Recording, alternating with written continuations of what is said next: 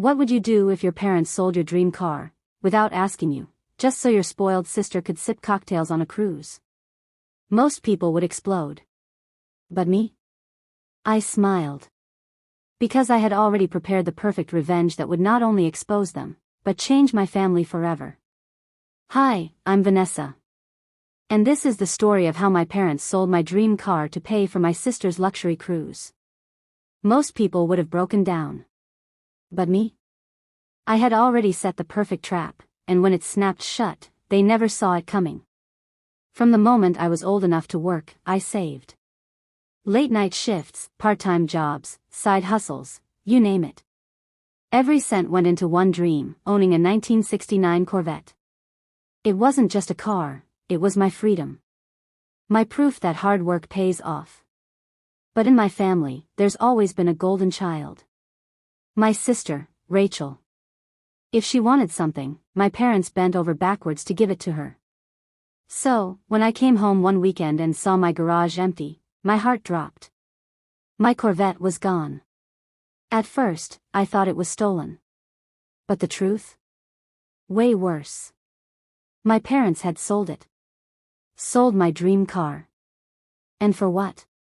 To fund Rachel's luxury cruise. I confronted them, shaking with rage. Their answer? We're family. Rachel deserves this. Don't be so selfish. But here's the part they didn't know. That car in the garage? It wasn't my real Corvette.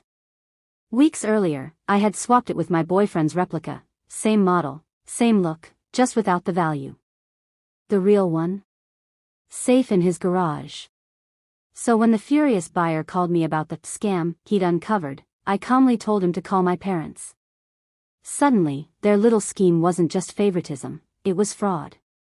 The panic on their faces when I explained they could be sued, or even arrested, was priceless.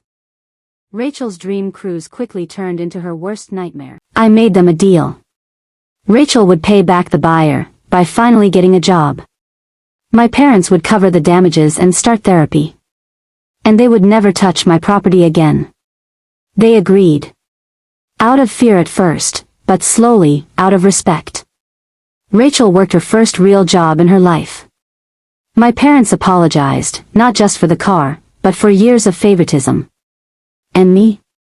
I drove past them every day in my real Corvette, engine roaring, freedom intact, proof that revenge doesn't always destroy families.